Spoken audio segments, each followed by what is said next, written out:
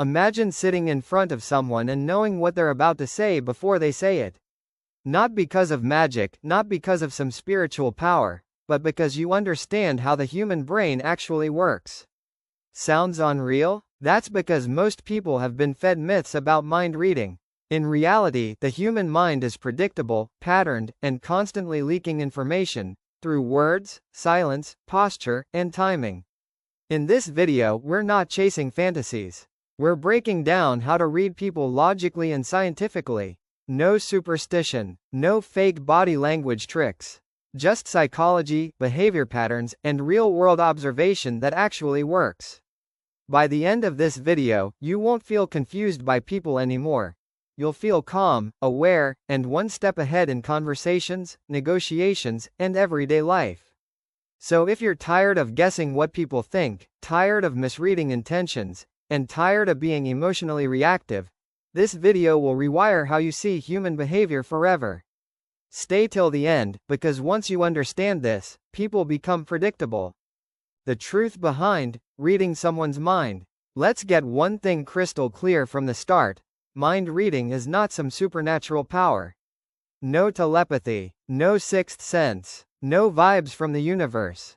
Anyone selling that story is straight up lying. What people call reading someone's mind is actually pattern recognition plus psychology plus observation.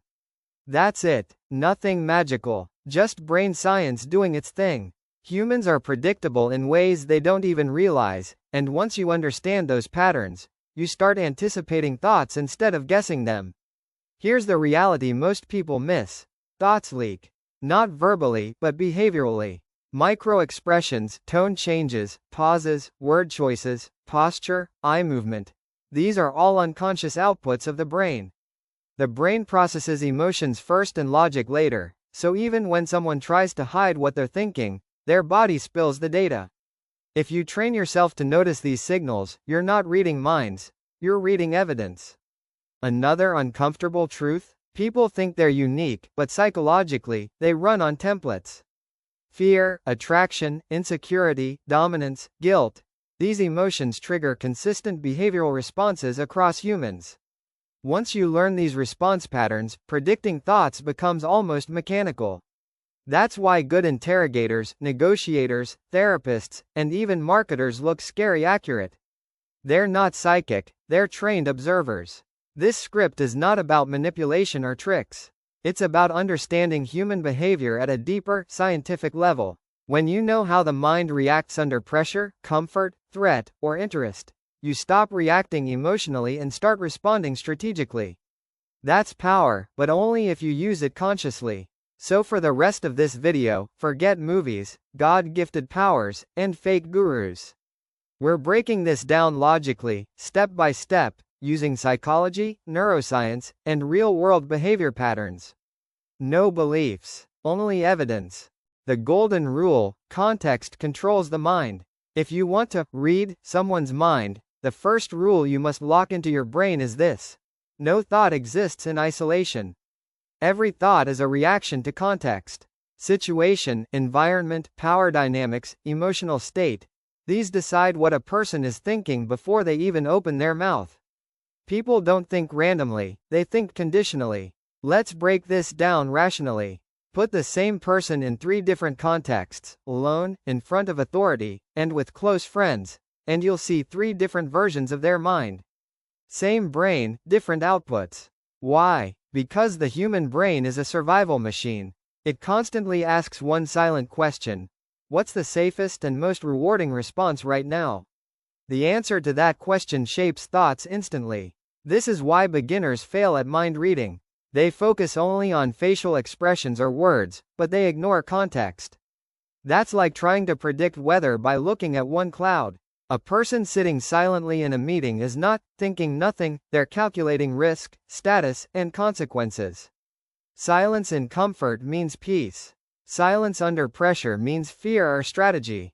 Same behavior, different thought process. Here's a brutal truth: most people think less than they react. Their thoughts are shaped by social pressure, expectations, past experiences, and immediate stakes. If you can correctly identify what someone stands to gain or lose in a situation, you can narrow their possible thoughts to just a few options. That's not guesswork, that's probability. So before you ever analyze body language or speech, ask yourself 3 questions. What does this person want right now? What are they afraid of losing? Who has power in this situation? Answer these honestly, and you'll already be ahead of 90% of people. You're not reading their mind yet, but you're boxing it in. And once the mind is boxed, reading it becomes easier than you think. The face never lies, even when the mouth does. Here's a hard scientific fact most people don't like hearing. Humans are terrible liars with their faces. You can control words, you can rehearse sentences, you can fake confidence, but your facial muscles? They're wired directly to the emotional centers of the brain. And emotions fire before conscious control kicks in. That tiny delay is where truth leaks out. Psychologists call these leaks microexpressions, involuntary facial movements that last a fraction of a second.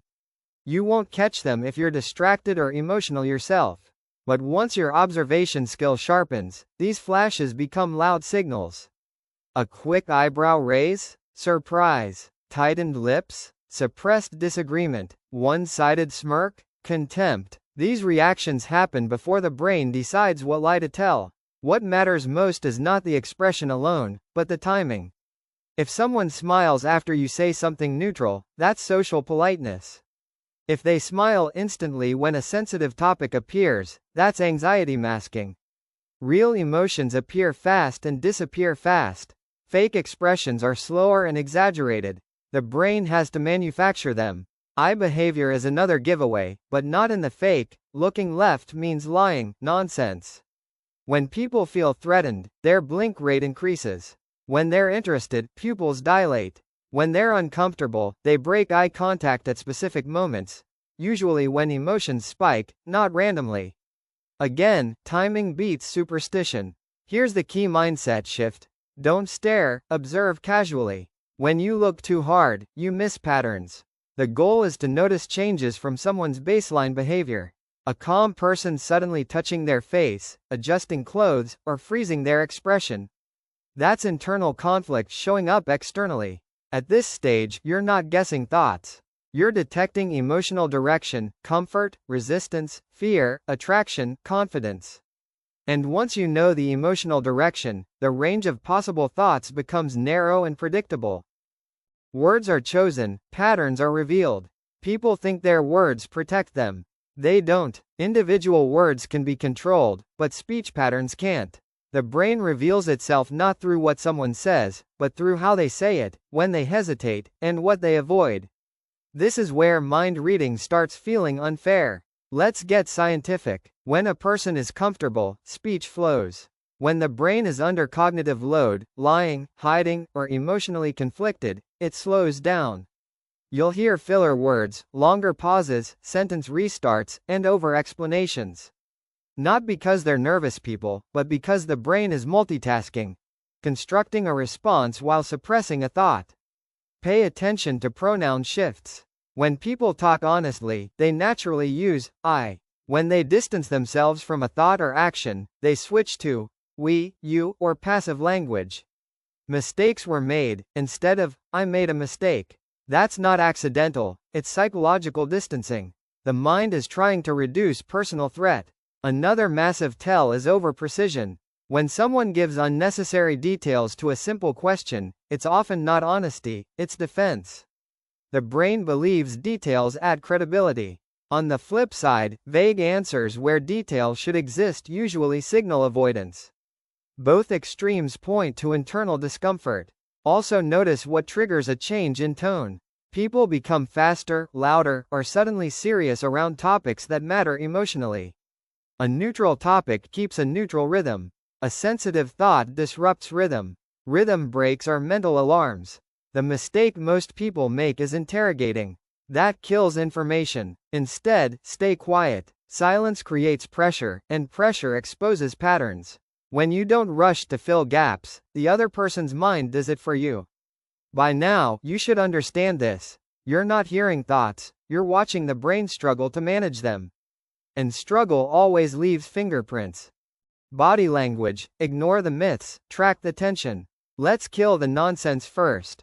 Crossed arms don't automatically mean defensiveness. Looking away doesn't mean lying. Touching the nose isn't some secret code. Most body language content online is pure overconfidence with zero scientific depth.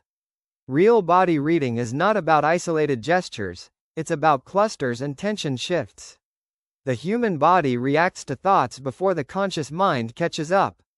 When someone feels internal conflict, fear, attraction, resistance, the body shows tension regulation behaviors. These are unconscious attempts to calm the nervous system. Foot tapping, neck touching, jaw clenching, shoulder tightening, sudden stillness. These are not random habits. They're the body saying, something here matters. The most underrated signal? Feet and posture. People control their face, they forget their lower body. Feet naturally point toward where the mind wants to go, toward comfort, interest, or escape. A person saying they're engaged in a conversation but angling their feet away is mentally checking out. Posture collapse, shoulders dropping, head tilting down, often signals loss of confidence or acceptance of a point, even if verbally they resist. Another powerful indicator is synchrony. When someone agrees with you or feels connected, their body subtly mirrors yours. Breathing rate, head nods, posture alignment. When disagreement or distrust appears, synchrony breaks. Movements become mismatched, delayed, or rigid. The body stops cooperating because the mind has shifted stance. Watch for sudden freezes. When someone goes unusually still right after a question or statement, that's not calm, that's cognitive overload. The brain is processing risk. Freeze responses are just as revealing as fidgeting. The key principle here is change, not posture. A relaxed person becoming rigid tells you more than a rigid person staying rigid. Baseline behavior is everything. You're tracking deviations, not textbook poses. At this point, you're learning to detect where the mind feels pressure. And wherever pressure exists, meaningful thoughts are hiding nearby. Predicting thoughts before they're spoken. This is where things start feeling unreal, but it's still pure logic. The human brain follows patterns, and once you understand those patterns, you can predict thoughts before they reach the mouth. Not because you're special, but because the brain hates uncertainty and always moves toward the most efficient response. Here's the core idea. People think in loops. A trigger happens, the brain evaluates risk and reward, then it chooses from a small set of familiar responses. Most people recycle the same mental strategies their whole life. That means once you identify someone's default pattern, avoidance, aggression, people-pleasing, dominance, you can forecast their next thought with scary accuracy. Let's say you challenge someone's belief. If they value ego and status, their next thought will be defense or attack.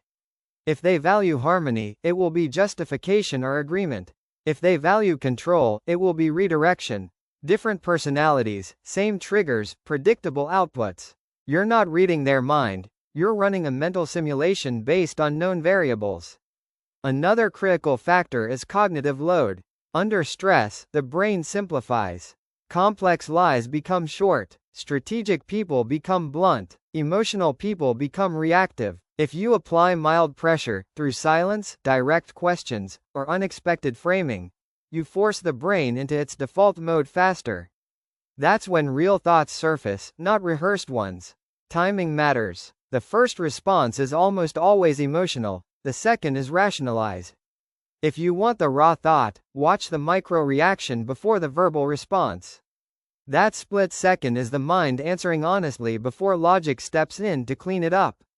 This is why skilled negotiators pause. Why good debaters let others speak first. Why silence is uncomfortable. It gives the brain no structure to hide behind.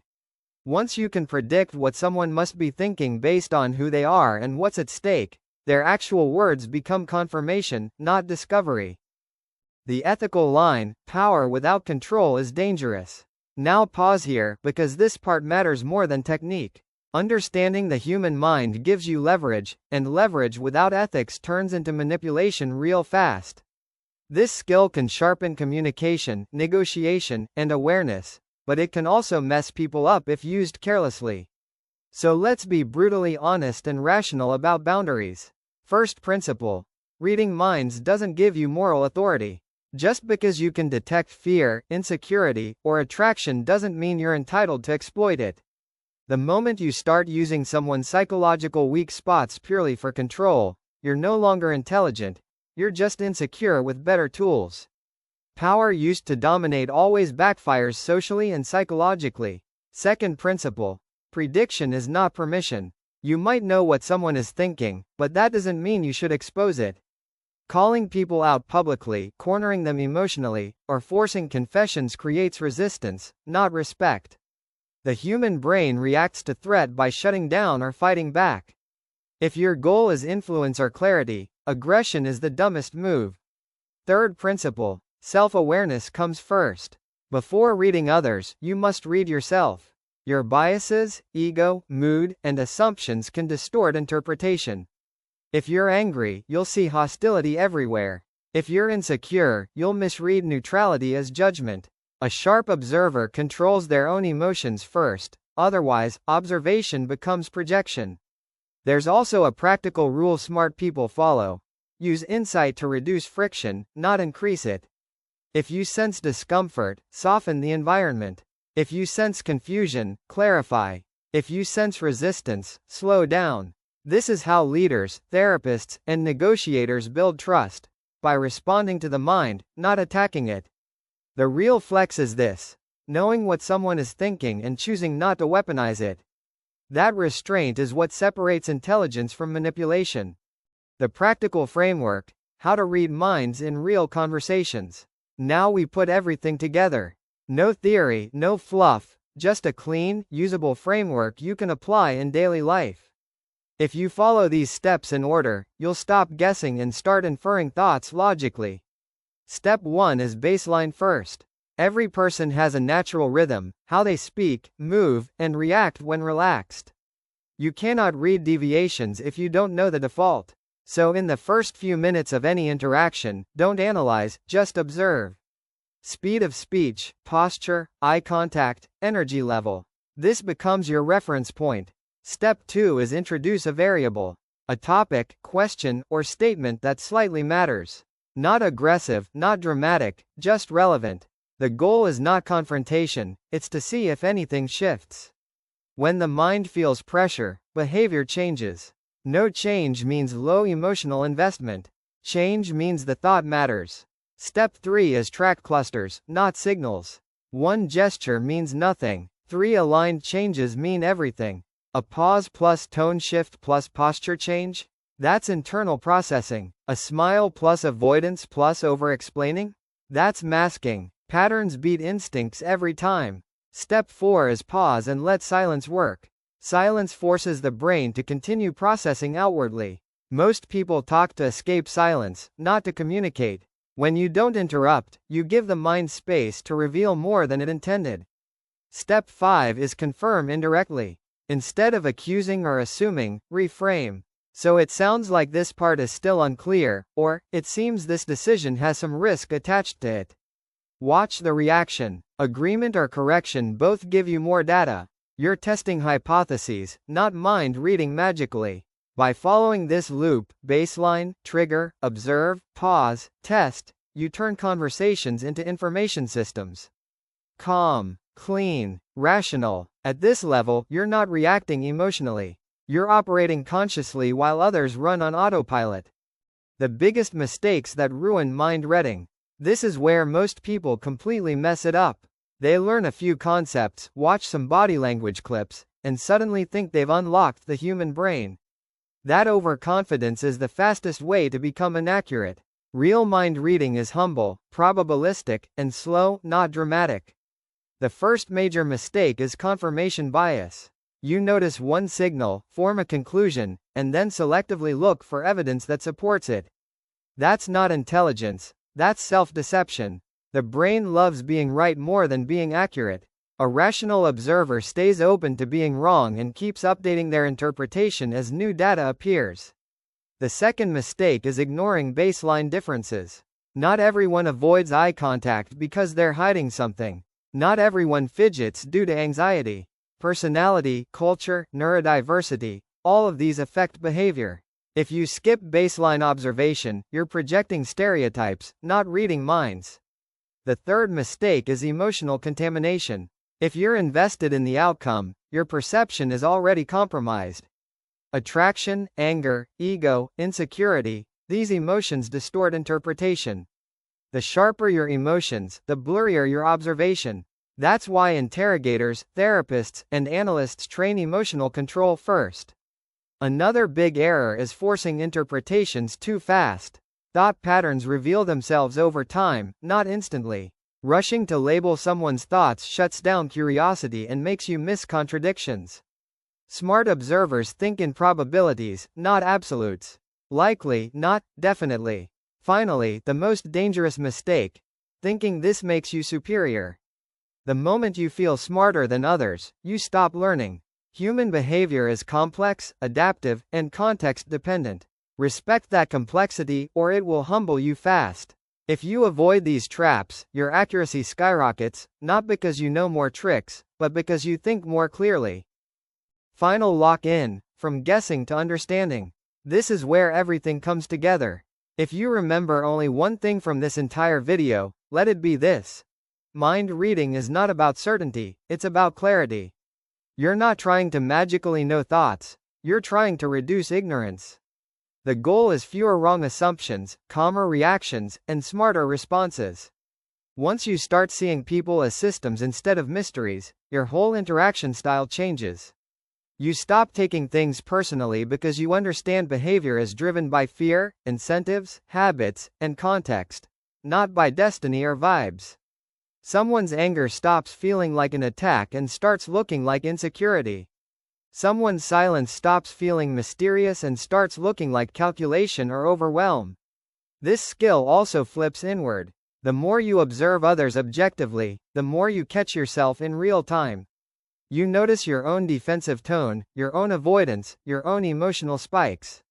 That self-awareness is the real upgrade. Anyone can learn techniques, very few learn self-control. Here's the ironic part: the better you get at reading minds, the less obsessed you become with doing it. You don't need to dominate conversations or prove intelligence. You listen more, you react less, you let people reveal themselves naturally.